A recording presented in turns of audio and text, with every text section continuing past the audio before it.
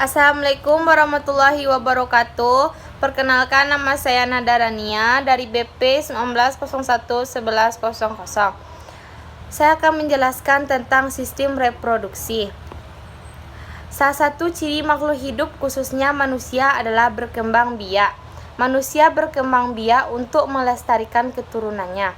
Untuk berkembang biak, manusia memerlukan alat reproduksi. Alat reproduksi adalah alat yang digunakan untuk proses reproduksi manusia. Alat reproduksi pada manusia terdiri dari beberapa bagian yang disebut sistem reproduksi. Sistem reproduksi adalah sebuah rangkaian dan interaksi organ dan zat dalam organisme manusia yang dipergunakan untuk berkembang biak. Baik wanita maupun pria pasti memiliki alat reproduksi. Dan alat reproduksi itulah yang nantinya digunakan untuk melahirkan generasi penerus manusia. Tanpa ada alat reproduksi, tidak akan terjadi penerus generasi dalam sebuah keluarga. Pada kesempatan kali ini akan ada dua jenis alat reproduksi yang nanti akan dibahas, yaitu alat reproduksi dalam dan wanita dan pria.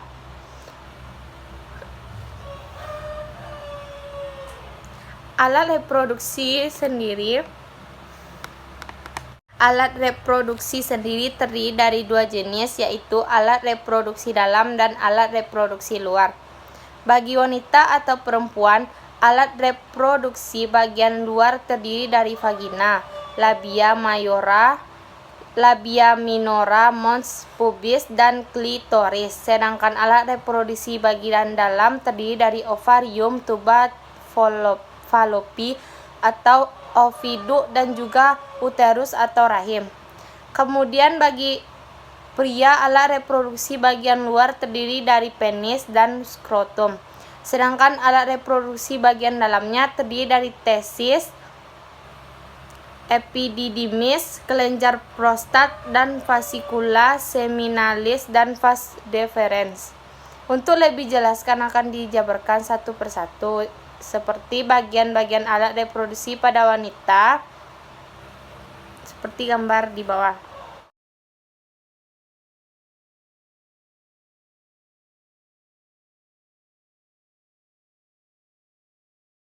Selanjutnya, saat dilahirkan, seorang anak wanita telah mempunyai alat reproduksi yang lengkap, tetapi belum berfungsi sepenuhnya. Alat reproduksi ini akan berfungsi sepenuhnya saat seorang wanita telah memasuki masa pubertas. Secara umum, alat reproduksi wanita terdiri dari ovarium atau indung telur, tuba falopi, uterus atau rahim, vagina, mons veneris, labia mayora, dan bibir besar kemaluan, labia minora, vestibulum, dan himen.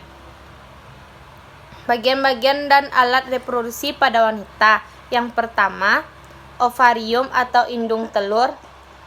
Ovarium adalah tempat pembentukan sel telur ovum. Ovarium berjumlah sepasang dan terdapat di rongga badan. Ovarium disebut juga dengan indung telur. Letak ovarium di sebelah kiri dan kanan rongga perut bagian bawah. Ovarium berhasil memproduksi sel telur jika wanita telah dewasa dan mengalami siklus menstruasi. Setelah sel telur masak, akan terjadi ovulasi, yaitu pelepasan sel telur dari ovarium. Ovulasi terjadi setiap 28 hari. Sel telur disebut dengan ovum. Mons veneris. Mons veneris atau juga memiliki kata lain mons pubis, kerap sekali disebut sebagai kemaluan. Mons veneris ini merupakan lapisan lemak yang berfungsi untuk menutupi tulang pada kemaluan. Fungsi mons veneris adalah sebagai berikut. Yang pertama, sebagai pelindung untuk kemaluan. Yang kedua, melindungi tulang dan jaringan yang ada di bagian bawah kemaluan. Yang ketiga, melindungi kemaluan pada saat melakukan hubungan seksual. Yang keempat, sebagai sarana untuk melayani dan mengamankan organ dari bahaya apapun. Yang kelima, membantu merangsang dan menambah daya seksualitas pada pasangan. menghasilkan bau yang dapat merangsang seksual. Yang ketiga, tuba falopi. Tuba falopi disebut juga dengan saluran telur. Saluran telur adalah sepasang saluran yang berada pada kanan dan kiri rahim sepanjang lebih kurang 10 cm. Saluran ini menghubungkan rahim dengan ovarium melalui fibria. Ujung yang satu dari tuba falopi akan bermuara di rahim, sedangkan ujung yang lain merupakan ujung bebas dan terhubung ke dalam rongga abdomen.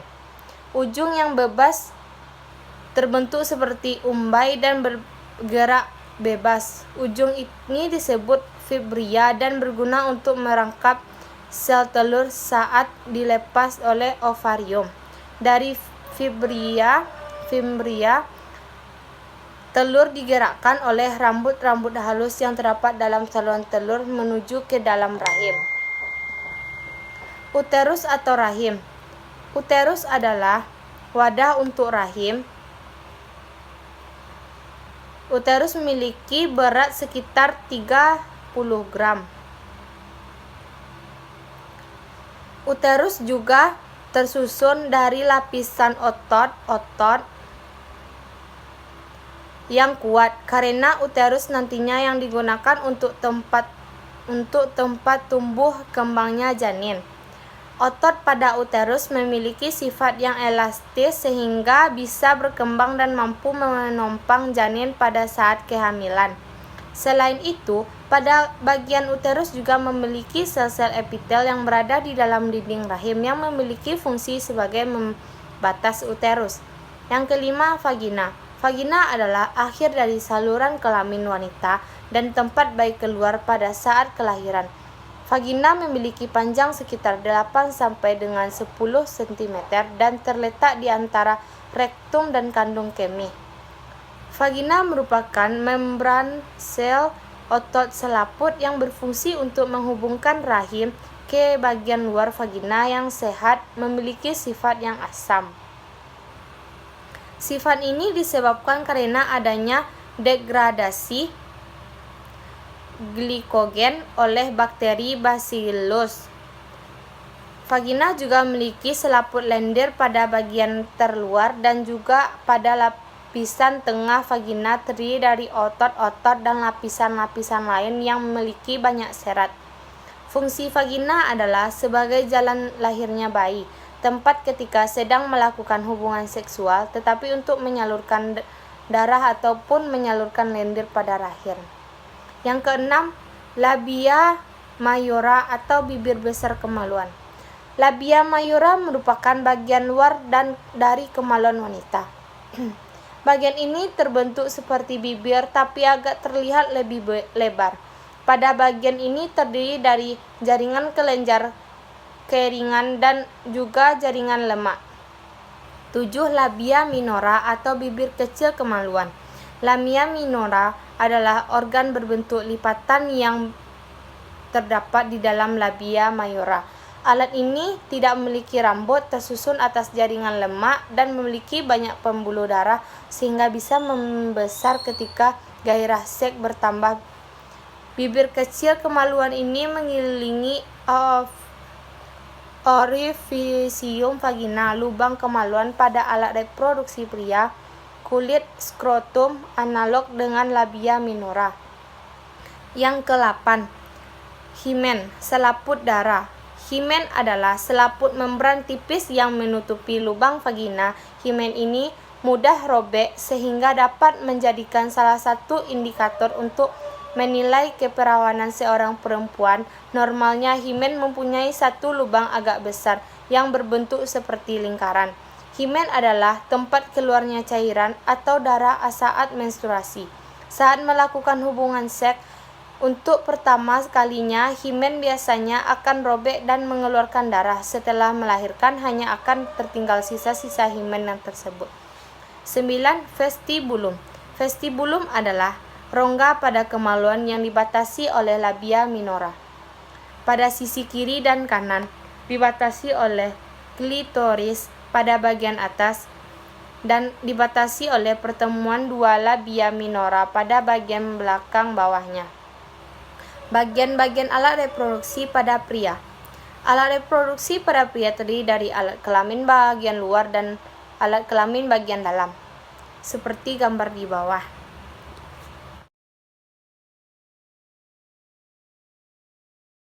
Selanjutnya, bagian pada alat reproduksi pria. Yang pertama, skrotum. Skrotum merupakan alat yang digunakan untuk membungkus testis. Letak skrotum yaitu di antara penis dan juga anus. Skrotum terletak di depan perineum.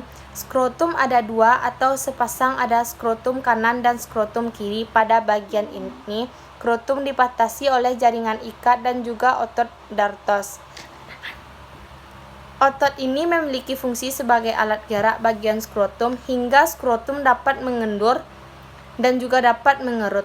Pada bagian skrotum juga memiliki syarat-syarat yang berasal dari penerusan otot luring dari dinding perut atau biasa disebut dengan otot creamaster. Fungsi skrotum yang pertama memberi ruang untuk testis agar dapat bergerak, baik bergerak menjauhi tubuh maupun bergerak mendekati tubuh. Mengatur suhu tubuh pada testis agar tetap terjaga yaitu dengan memberikan lingkungan pada testis yang memiliki suhu antara 1 sampai 8 derajat Celcius, lebih dingin bila dibandingkan dengan suhu tubuh. Yang kedua, testis. Testis juga disebut dengan buah zakar. Testis merupakan organ kecil dengan diameter sekitar 5 cm pada orang dewasa. Testis membutuhkan suhu lebih rendah dan suhu badan agar terdapat berfungsi secara optimal. Oleh karena itu, testis terletak di luar tubuh, atau lebih tepatnya di dalam skrotum. Ukuran dan posisi testis sebelah kanan dan kiri berbeda. Testis berfungsi sebagai tempat pembentukan sperma. Spermatogenesis pada manusia berlangsung selama 2-3 minggu. Bentuk sperma sangat kecil, hanya dapat dilihat dengan menggunakan mikroskop. Sperma berbentuk seperti kecebong, dapat bergerak sendiri dengan ekornya. Ketiga, epididymis. Epididymis adalah saluran yang keluar dari testis. Setiap testis memiliki satu epididymis, sehingga jumlah sepasang epididymis adalah bagian organ yang pada alat reproduksi yang memiliki bentuk sebagai saluran yang berkelok-kelok. Fungsi epididymis ada dua. Yang pertama, digunakan sebagai tempat penyimpanan sperma hingga matang. Yang kedua, bagian saluran epididymis merupakan alat untuk pengangkutan. Yang keempat, vas deferens. Vas deferens adalah sebuah tabung yang dibentuk dari otot, merupakan lanjutan dari epididymis. Vas deferens membatang dari epididymis ke uretra. Vas deferens berfungsi sebagai penghubung antara epididymis dengan kantong sperma dan sebagai tempat penyimpanan sperma. 5. Fascicula seminalis. Yang keenam, kelenjar bulbouretral. 7. Penis. Yang ke-8, uretra. Sekian video saya. Terlebih dan terkurang saya mohon maaf. Wassalamualaikum warahmatullahi wabarakatuh. Reproduksi itu sendiri untuk gampangnya adalah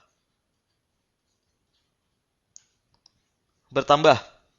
Makhluk hidup selalu cenderung untuk mempertambah jumlahnya, untuk memperbanyak gen-gennya. Karena itu mereka harus bereproduksi kan. Nah, reproduksi itu sendiri terbagi dua, yaitu satu, secara aseksual, yang kedua adalah secara seksual.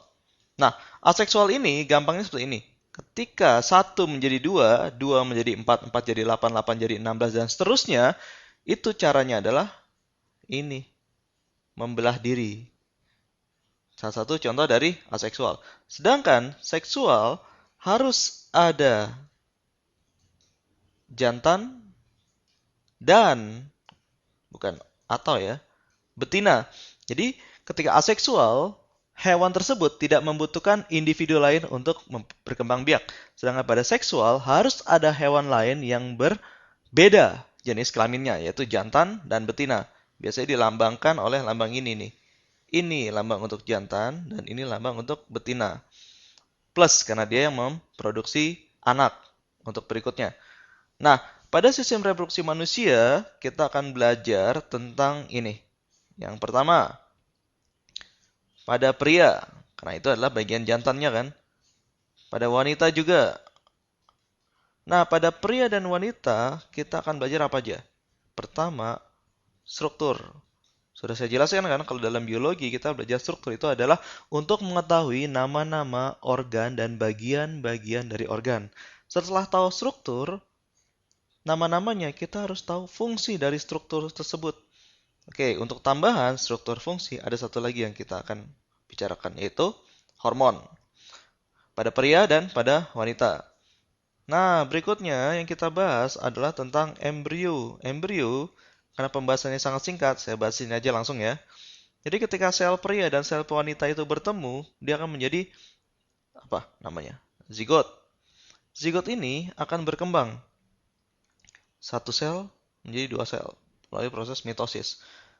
Lalu dari dua sel menjadi 4 sel, lalu menjadi bola-bola sel yang sangat banyak. Nah, ini anggap bola-bola sel. Nah, dari bola-bola sel ini nantinya akan membentuk lekukan. Nah, lekukan ini akan membentuk bagian masing-masing. Namanya terdiferensiasi. Kita sudah belajar di jaringan tumbuhan bahwa diferensiasi adalah spesialis sel. Sel ini belum terspesialisasi, hanya bentuknya sama. Nah, bagian ini menjadi tulang punggung, ini menjadi tangan, ini menjadi jantung. Nah, itu artinya terspesialisasi. Akhirnya, dia akan membentuk janin yang kita kenal selama ini. Oke, itu adalah perkembangan dari embrio dari zigot yang artinya adalah zigot, pertemuan antara sel sperma dan ovum. Lalu menjadi bola-bola sel, ini namanya morula, lalu akan menjadi janin. Itulah yang disebut perkembangan embrio. Nah, berikutnya yang terakhir kita akan bahas di bab ini juga adalah ini yang harus dihindari. Kita akan membahas ini bagian akhir. Penyakit menular seksual. Oke, sekarang kita mulai dari mana nih? Kita mulai dari penjelasan tentang pria dan wanita kan? Oke, untuk secara umumnya gini deh. Saya mau nanya nih, apa beda dua kata ini? Gonad dan gamet. Ini penting sebelum kita belajar tentang struktur, fungsi, dan hormon pada pria dan wanita. Gonad dan gamet. Bedanya apa? Nah, kalau belum ada gambaran, bagaimana kalau saya bilang gonadnya itu adalah testis dan pasangan gametnya adalah apa? Sperma. Sekarang kalau saya bilang gonadnya adalah ini, ovarium, gametnya adalah telur atau ova. Dah dapat gambaran? Hubungannya apa? Testis, sperma, ovarium, telur. Jadi, kalau saya bikin kesimpulan dari analogi ini, gonad adalah organ atau kelenjar yang kan udah lihat kan bahwa testis itu menghasilkan sperma kan. Jadi organ atau kelenjar yang menghasilkan gamet. Jadi gonad itu organnya atau kelenjarnya, sedangkan gamet itu sel yang dihasilkan oleh si gonad. Nah, uniknya di sini, pada pembelahan aseksual, satu menjadi dua, jadi misalnya ini ada sel bakteri nih, membelah satu jadi dua sel. Intinya sama. Masing-masing materi genetiknya itu sama. Tapi pada pembelahan gonad dan menghasilkan gamet itu materinya tidak sama. Kenapa? Nanti saya jelaskan dari pria dan wanita. Nah, untuk pertama, selesai tentang sistem reproduksi manusia. Berikutnya, kita akan membahas tentang struktur ini, fungsi pada pria. Oke, kita cukupkan sampai di sini.